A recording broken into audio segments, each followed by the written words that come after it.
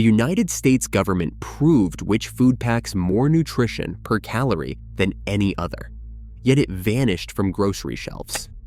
Not kale, not blueberries, but a forgotten plant that once fed cities and now barely survives the system built to feed us. Why did we trade away the most nutrient-dense food on Earth, and what did we lose with it? In 2014, a team of nutrition researchers set out to answer a question that had stumped diet debates for decades. Which foods truly deliver the most nutrition, calorie for calorie? Their approach was simple in theory, but exacting in practice. They did not count servings, grams, or marketing claims. They measured the actual nutrients, 17 in all, found in the foods Americans eat most often. Potassium, fiber, protein, calcium, iron, zinc, and a full spectrum of vitamins from A to K. Each nutrient was not just tallied, but weighted for how well the body can absorb it, a factor known as bioavailability. Iron, for example, was scored differently than vitamin C because our bodies handle them in distinct ways. Rather than comparing foods by weight or serving size, the team used a per 100 calorie standard. This method cut through the confusion of portion sizes and let every food compete on a level playing field. A low-calorie vegetable could finally stand toe-to-toe with a denser fruit or root. The study's calculations relied on nutrient data from the USDA, processed through a formula that averaged percent daily values for each nutrient, then adjusted for how much the body could actually use. The results were not just numbers on a page. They were published in Preventing Chronic Disease, a peer-reviewed journal backed by the Centers for Disease Control and Prevention. The rankings that came out of this process would challenge assumptions about what healthy eating really means and reveal a winner almost no one expected. The numbers landed like a punch. Watercress, an unassuming green, scored a perfect 100 out of 100. No other food in the study came close. Spinach, a staple in healthy diets, reached 86. Kale, the darling of juice bars and wellness blogs, managed just 49. Blueberries, often called a superfood, barely registered at 11. And iceberg lettuce, the backbone of salad bars across America, scored 7, not 77. The spread between these foods was impossible to ignore. The same calorie count, but a difference of more than 10 times in nutritional value. Watercress delivered more vitamins, more minerals, and more of the nutrients that actually matter, per calorie, than anything else on the list. It wasn't just beating the competition, it was in a league of its own. The study's scoring didn't reward popularity or trendiness. It rewarded actual nutrient content, weighted for how much the body can absorb and use.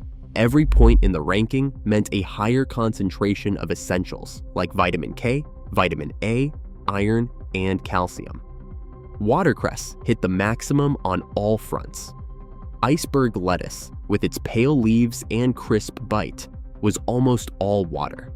Most of its inner leaves never even see sunlight. The result, almost no vitamins, almost no antioxidants, just crunch. The data didn't care about marketing. It cared about what could keep a person alive. And in that contest, watercress wasn't just first, it was untouchable. Watercress does not just win on paper. Its strength lives in the bite, peppery, sharp, almost electric. Each leaf is packed with a density of nutrients that puts even the most celebrated greens in the shade. A single bunch weighing just a few ounces and barely tipping the scale at 34 calories delivers more iron than an equal serving of spinach, more calcium than the same calories of milk, and more vitamin C than oranges. The numbers are real. 106% of your daily vitamin K, 22% vitamin A, and 16% vitamin C, all in a handful. The iron content outpaces spinach calorie for calorie, and the calcium content leaves dairy behind. This is not a plant that hides its power. The flavor tells you everything you need to know: bitter, mineral, alive. That bitterness comes from compounds called isothiocyanate. chemicals that have been studied for their role in cellular protection. Human taste evolved to notice these flavors, to seek them out in wild greens and foraged plants.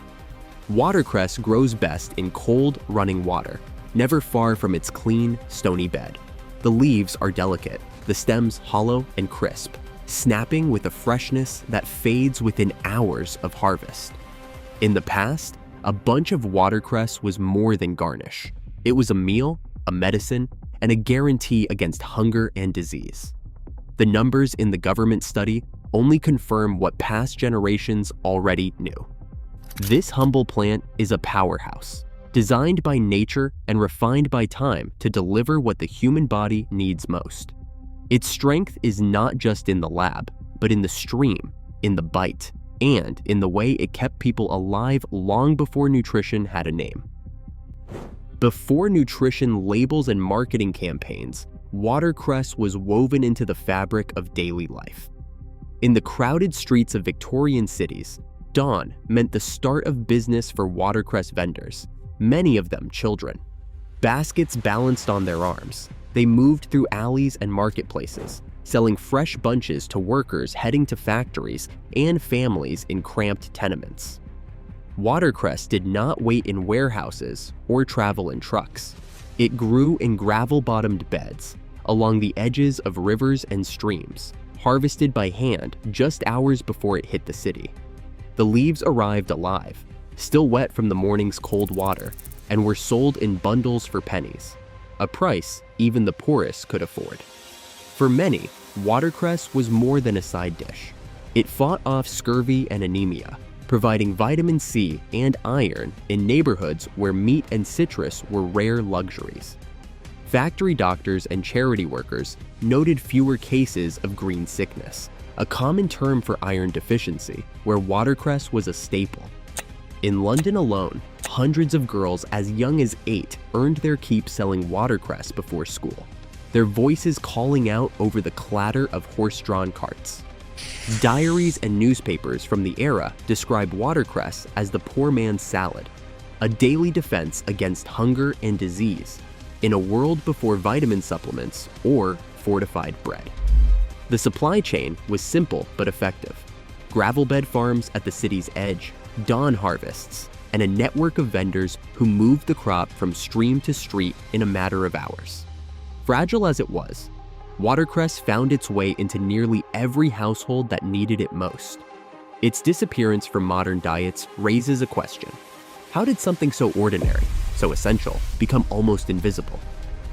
Watercress is built for speed, not for distance.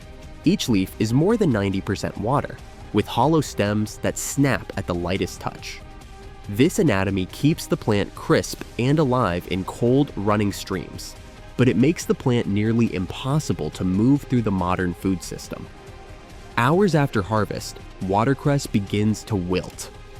By the time it reaches a refrigerated warehouse, its leaves have already lost their electric bite. Meanwhile, the rise of industrial logistics in the mid-20th century demanded something different. In 1948, engineers in Salinas, California, perfected vacuum cooling, a breakthrough that let iceberg lettuce survive cross-country trips. Icebergs' dense heads, shielded by layers of pale leaves, could be chilled quickly and stacked in trucks without bruising. While watercress faded in the heat of distribution, iceberg thrived in the cold chain. Technology didn't just change what was possible, it decided which foods could survive the journey from farm to supermarket shelf. Supermarkets measure success in numbers, not nutrients. Inside a modern distribution center, every box of greens is tracked for shrink, the industry term for spoilage and loss. For watercress, shrink rates run between 40 and 50%. Iceberg lettuce averages just 5%. That difference decides what stays on shelves and what gets quietly dropped. Publix canceled its watercress trial after just a few weeks, citing bins of wilted leaves and customer complaints. Walmart rejected supplier pitches outright, insisting on a minimum 14-day shelf life. Procurement managers run the math. Watercress costs more, spoils faster, and fails every inventory test built for products, not plants. The spreadsheets never mention vitamin K or antioxidants. They count units lost, margins missed, and shelf space wasted. In this system, nutrient density never stood a chance. The verdict is written in the shrink report, not the nutrition label. Today, the USA still lists watercress as the most nutrient-dense food, yet it remains rare on store shelves.